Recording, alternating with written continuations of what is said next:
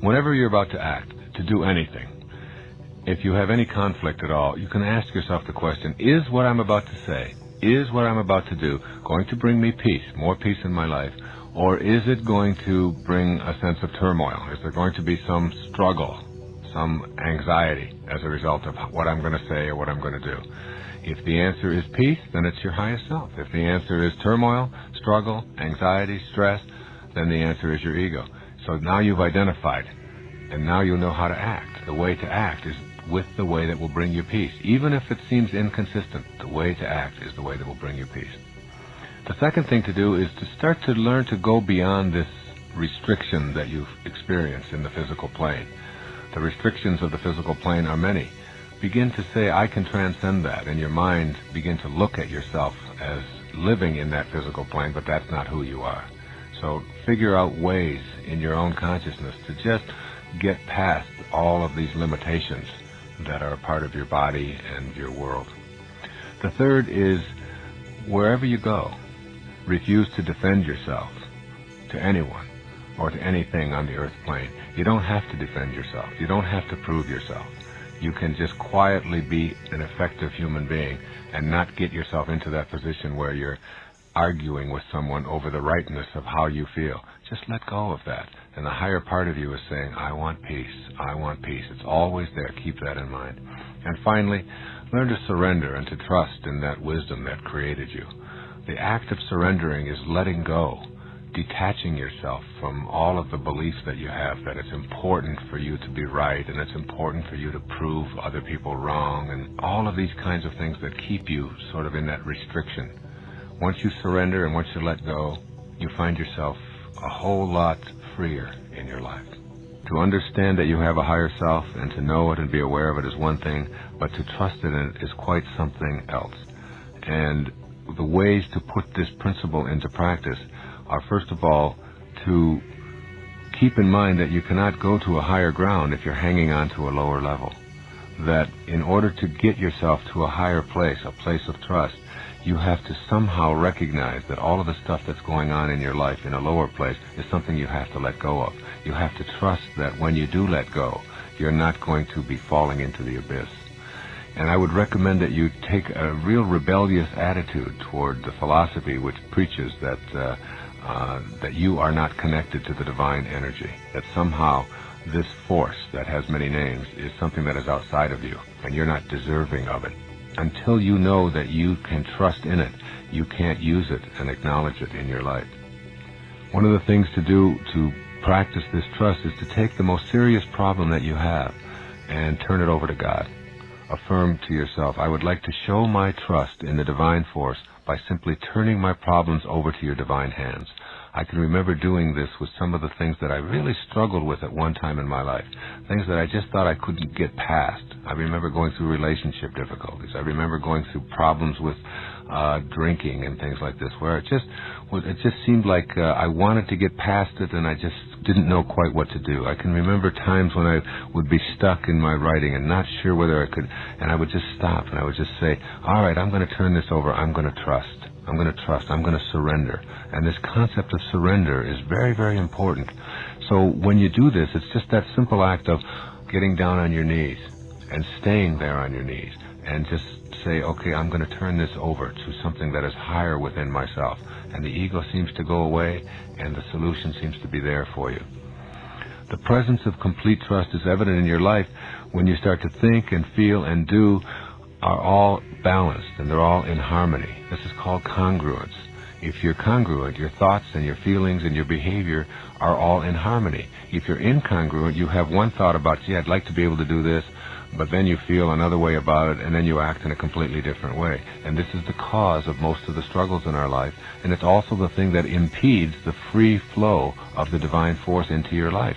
You have to trust in yourself. When you're trusting in yourself, you're trusting in this very wisdom that is the source of your life.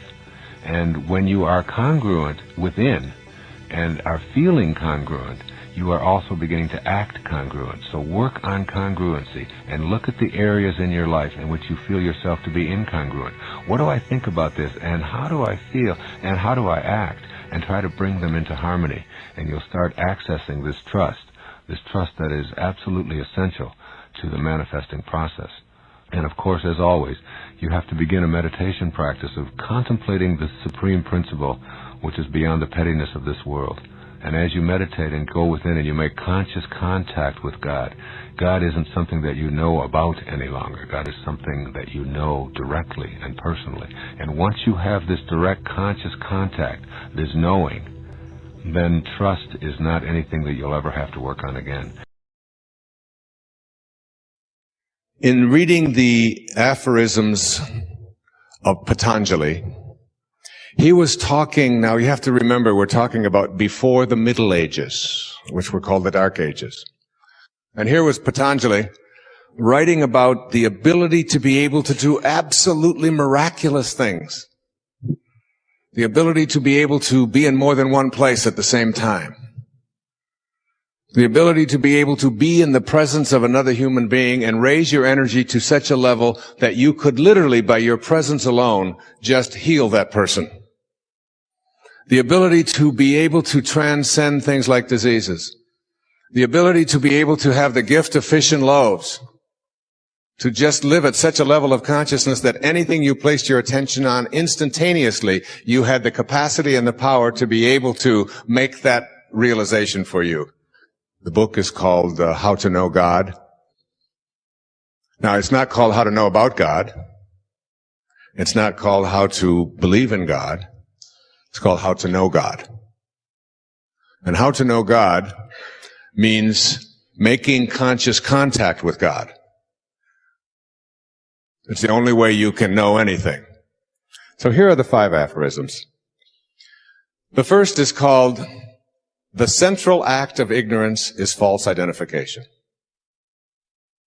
The central act of ignorance is called false identification. What does Patanjali mean by false identification? And what does he mean by ignorance? Ignorance is not to be assumed to mean that you are uninformed. It means that you are identifying yourself as a human being with your body and your possessions and this material world. And the central act of that ignorance is the identification falsely with this world of the changing. But beyond the world of the changing is the changeless world. And once you start to identify yourself there and know that this is who you are, know it, like you're listening right now and you're watching, and the energy that is coming into you is coming through your eyes and ears and senses. And it is only your eyes and your ears and your senses that take this energy and twist it into something called evil or problems. It comes into your eyes, these energies, and into your ears, if it could be examined just before it hits your eyes, and just before it reaches your ears, and we could examine it very carefully, you would find that the scientists would say, no, there's no problems in that energy. There's no evil in that energy. Nope, it's just energy. It's just a frequency, it's vibrating at a certain speed. But as soon as it hits your senses, and you begin to interpret it, problems begin to show up in your life. But the energy itself contains no problems. It's just energy. That's proper identification according to Patanjali. That's the first aphorism. The second aphorism sounds like this. The mind of the truly illumined, said Patanjali, is calm, because the peace of God within all things is known, even within the appearance of misery and disease. Even within the appearance of misery and disease. The mind of the truly illumined is always calm. And the mind of the truly illumined understands that the peace of God is in all things. You are in this world, but what? You are not of this world. That is not who you are. You are not of this world, even though you're in it. So you're filling out the forms, you send in your money to the IRS, and you stop at the red lights, and you obey the laws, and you follow the rules, that is, most of them, which seem to make sense, and the ones that don't, you're able to ignore, which you have to, otherwise we'll never have any growth. The third aphorism is quite simple, and it's one that's most troubling to many people in the West. Patanjali said, sin is non-existent. Sin is non-existent. There are only obstacles to one's ultimate union with God. You do not sin when you behave toward another person in a harmful way, when you steal from another person, when you violate any of the commandments or whatever. You have not sinned. You have created an obstacle to your union with God. But you see, the reason we don't want to put sin in there, according to Patanjali, is because it creates shame and guilt.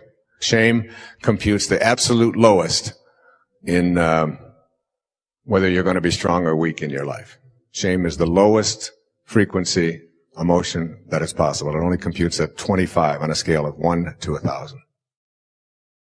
The fourth aphorism that leads us into a spiritual solution to every problem sounds like this. And these last two are the ones that I absolutely resonate to and love the most.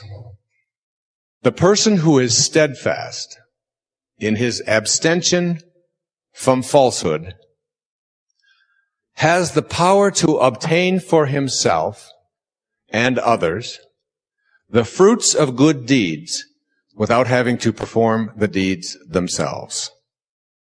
Steadfast in abstaining from means that you never waver and you never have thoughts of falsehood, that is, identifying yourself as a material being rather than a spiritual being. And when you become steadfast in that, when you say to someone, God blesses you, they are blessed by your presence when you have that kind of consciousness.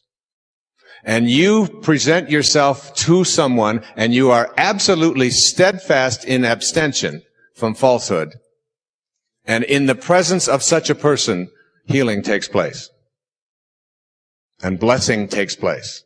And the fifth aphorism, my favorite of all, says, when a person is steadfast in his abstention from harming others, then all living creatures will cease to feel enmity in his or her presence. So when you become steadfast in your abstention from ever having a thought of harm directing at other people, and that's how you walk through the world, butterflies will land on your shoulder. Birds will not be afraid of you. Little dogs, or even vicious dogs, will become domesticated by being in your presence. All living creatures, babies, will goo-goo and come to you. You know people like this, don't you? And what you'll do is set into motion these dormant forces, which will collaborate with you because you're in spirit rather than in form. So here are 5 attitudes that I believe that we need to cultivate. The first of these is, I am a human being expressing God without reservation. This is an attitude that says, who I am is particular, is individual, but I am expressing God. And therefore, I am honorable, I am worthy, I count, and I shouldn't be thinking of myself as something that is less than valuable. That's the first. The second is, I accept myself without complaint. I have a slogan that I use in my own life. It says, whenever I hear my children complaining or other people and they ask me for advice, I always say, don't complain, don't explain. Don't complain, don't explain. I accept myself without complaint. I look at the body that I'm in, and I understand that this is nothing more than my curriculum to God. There are things about it that if I were to be designing it myself, perhaps I would have done a little differently. I might have put a little extra hair on the top. I might have made myself a little taller. I might have made myself a little darker. I might have made my eyes a different color, whatever it is. But that isn't up to me. Because who I am is not this thing that I occupy.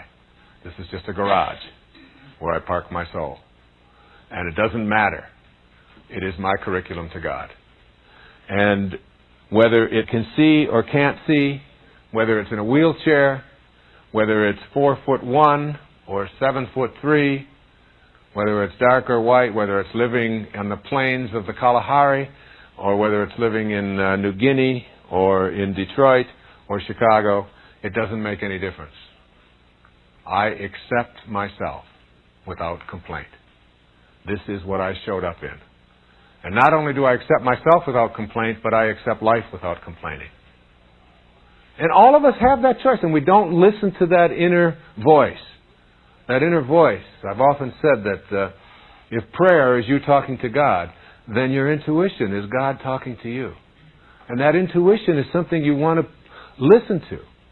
And complaining about anything in your world, particularly about yourself, is a way of blocking the free flow of the divine intelligence that is everywhere and wants to be delivering abundance into your life.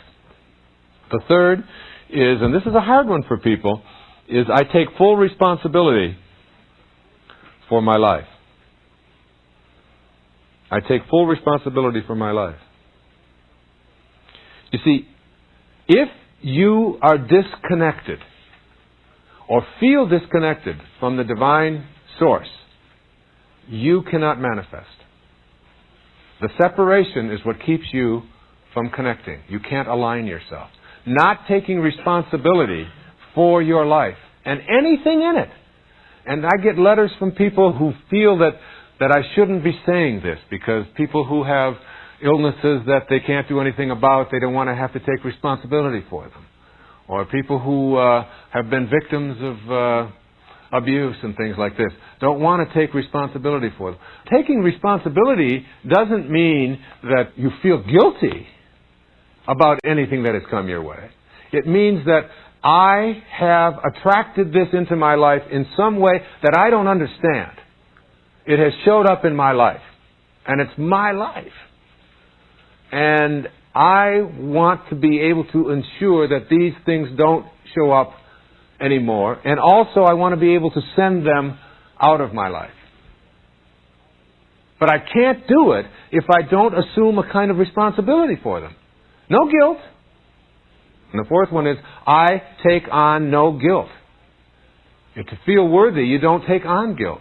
Just taking on this sense of responsibility. If I get anything in my body, that if it's a hernia, if it's an ache, if it's a pain, if it were a cancer, if it were arthritis, if it's I can't sleep, if it's a cold, if it's a backache, if it's a headache, whatever it is, I am going to say, there's something in me that has attracted this. Rather than, I don't know how this happened, I'm just a victim. These kind of things happen. We live in a carcinogenic world, and these kind of things just happen. It's like the minute that you take responsibility for it, you connect to the divine source, which can heal it. The minute that you say, I had nothing to do with this, then you put that barrier up there, and you're disconnected from the healing of it. So I'm not talking, I want to re-emphasize, I'm not talking about feeling guilty about it.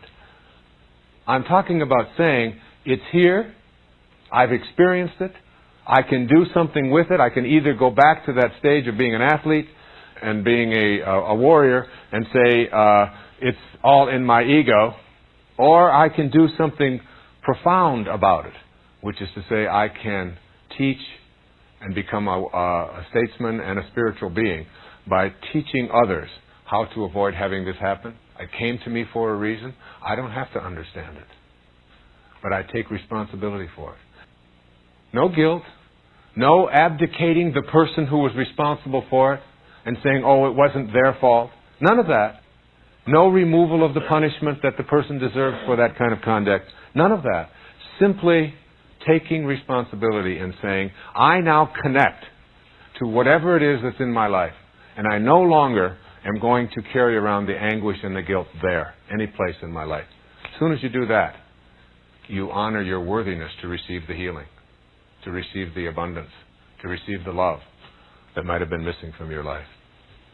The fifth and final affirmation or attitude to create for ourselves a sense of being worthy is to have congruency in your life. Congruency. I understand the importance of harmony between my thoughts, my feelings, and my behaviors.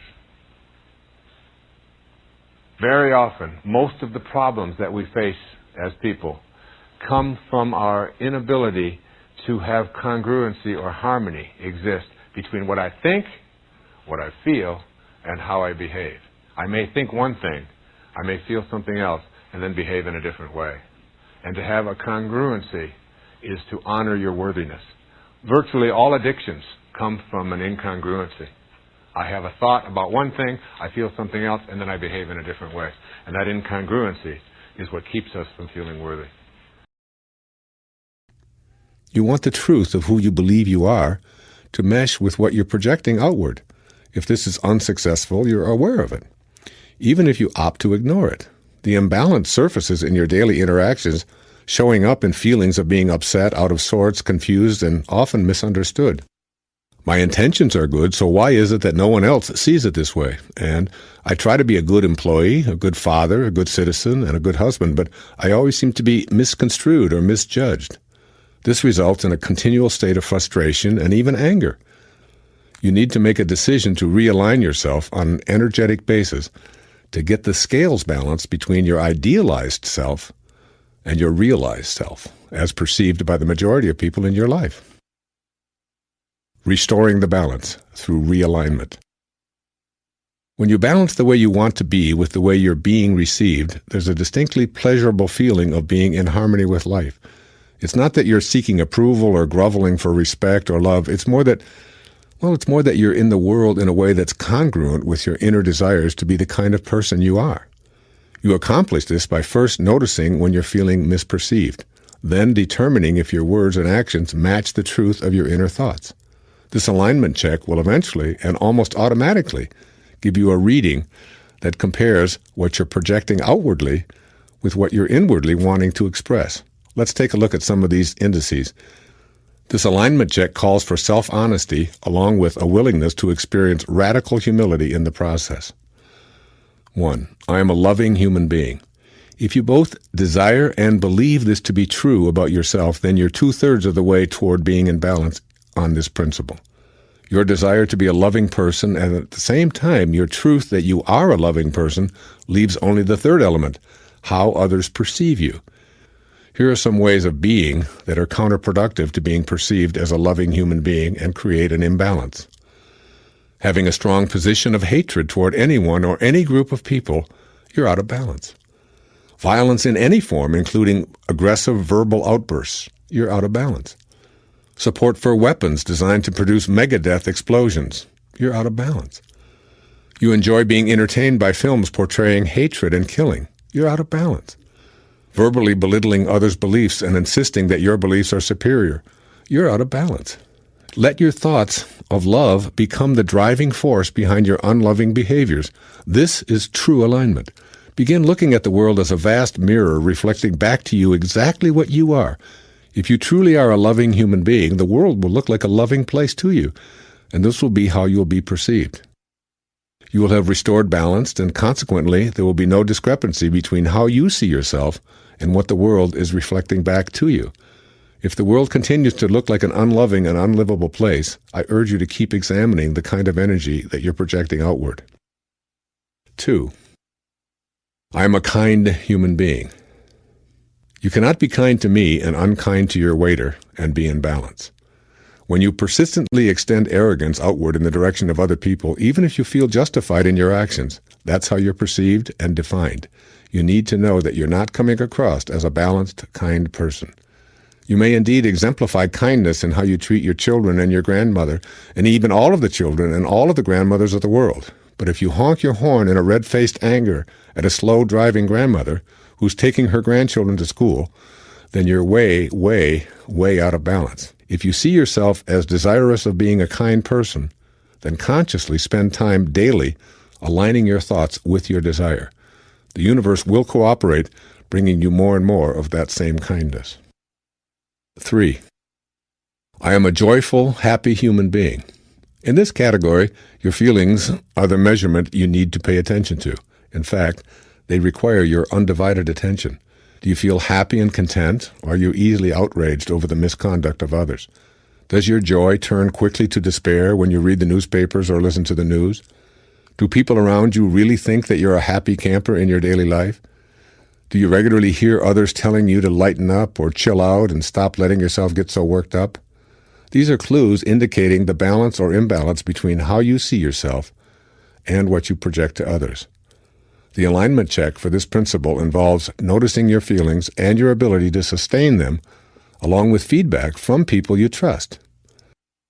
And 4, I am a non-judgmental human being.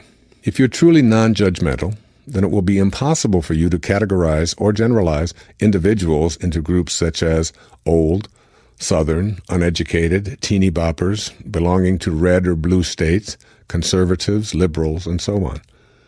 A stereotype is a judgment. You cannot be non-judgmental and be critical of the different ways people talk or eat or dress, socialize, dance, or anything else. If you believe that you're non-judgmental but admit that you have a tendency to generalize and criticize, then you're out of balance. You're due for a realignment so that your current thoughts and ultimately your behaviors will become a vibrational match to your inner self-portrait. Make a conscious decision to look for what is right and pleasing in others. Create a new habit of complimenting those around you. Decide that you're going to disregard stereotypes and refuse to engage in conversations that dwell on judging anyone. Turn judgments into blessings to restore the imbalance between how you want to be and how you're actually presenting yourself to the world. Rebalance this energy by sending a silent blessing to the person. On the non-judgmental side of the balance scale, think about how much love and support this person could use. I guarantee that you'll feel the difference internally and at the same time feel more compassionately connected to that individual.